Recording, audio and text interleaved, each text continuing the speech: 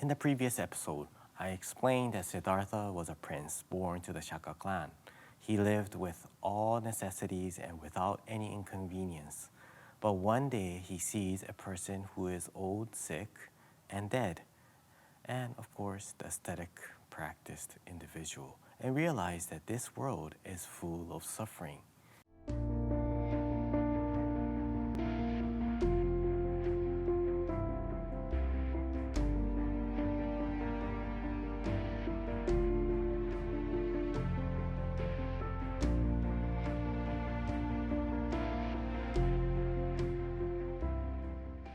My name is Reverend Hirosato Yoshida, and I am a sotozen priest. If this is your first time, thank you for coming by. If you are returning, thank you for coming back. In this little series, I'll be going over our founder, Shakyamuni Buddha's life and his teaching. He returned to his palace and once again given everything he could want and wish for, but there was something deep down inside of him that lingered and bothered him. That was the idea of why do we suffer? He no longer could enjoy life as it came to him and could not feel any satisfaction that he had everything and others had suffering instead. After thinking through the night, he committed to himself that he needs to find the answer to eliminate the pain and suffering of this world and to save everyone from this devastating truth. He left that evening accompanied by his charioteer, Channa.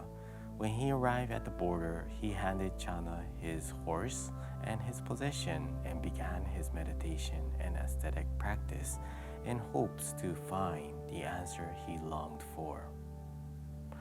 Now, how many of you would have the courage to leave behind everything you had? Your house, your family, your possessions, the things you enjoy, your job, your fame, your responsibility, and more, just so that you can find an answer that might be impossible to achieve? Even I, as a priest, would be very hesitant to do that, to leave everything behind, the church, the temples that I have, my family, just so that I can find an enlightenment for myself. As Siddhartha began his new ascetic practice, he first joined a group of people meditating. He learned under a noble teacher at the time, Alala Kalama. With so much dedication and talent, Siddhartha soon outgrew his teacher. He was offered by the teacher to lead the group, but declined and began to search for a new teacher. The second teacher he found was Udaka Ramaputta.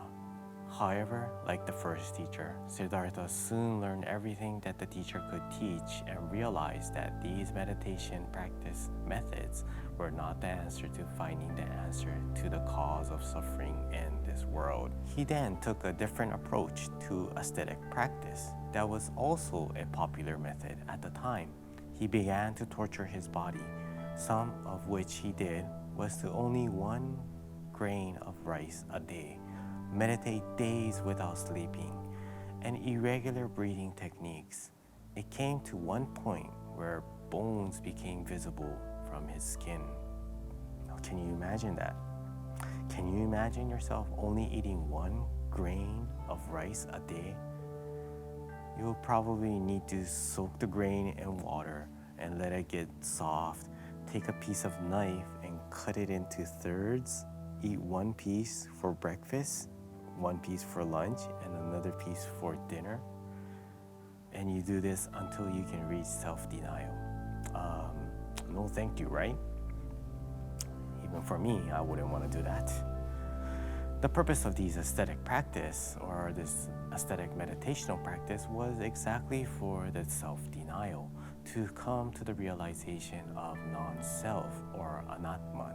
The suffering is caused by the self, and therefore, if you are able to realize non-self, then the existence of the suffering will also disappear because the notion of me will disappear. He practiced meditation and ascetic practice for 6 years. 6 years. and realized that these extreme practice will not result in him finding the answer or attain enlightenment. He had been in the cave practicing together with 5 other companions. However, he realized that this way of ascetic practice would not find him the answer he had been searching for, and his life was in critical danger. Right? You can probably imagine that. He came down to the mountain, close to the near-death situation, and washed his body in the river and sat next to a tree near the bank of the river. Just so happened, a girl by the name of Sujata, who was on her way to offering milk rice to the god of the tree, saw Siddhartha and offered the milk rice to him. There are many interpretations and many different texts have different explanations, but one scripture explained that Sujata was praying to become pregnant and has been commuting to the tree to offer food to the tree god. On that day, she found herself surprised that a god has actually come down to grant her wishes. She mistook Siddhartha, who happened to be meditating under the tree, as a god who came down to help her. The importance here is that Siddhartha had regained his energy back, and because the offering was a milk rice, it was very soft and easy for the stomach to accept after a long fasting. Seeing that Siddhartha had broken the ascetic practice, the 5 companions had left Siddhartha as a failure. Siddhartha, recovering from the harsh condition he was from eating the milk rice, he sat under a tree, a Bodhi tree as we know it at the Mahabodhi tree in Bodh Gaya. Now, the most climax of all, will Siddhartha achieve enlightenment after 6 years of meditation and ascetic practice? What was it that was different that he tried this time instead?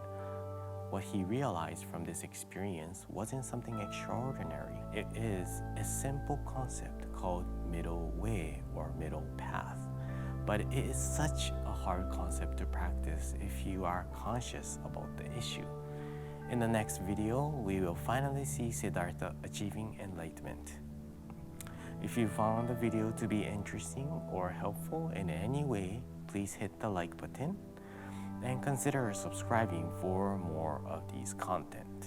I will also have a link down below where you can make a donation to my temple. Please consider making a donation. Thank you very much, and I hope to see you at the next video or the episode. Thank you.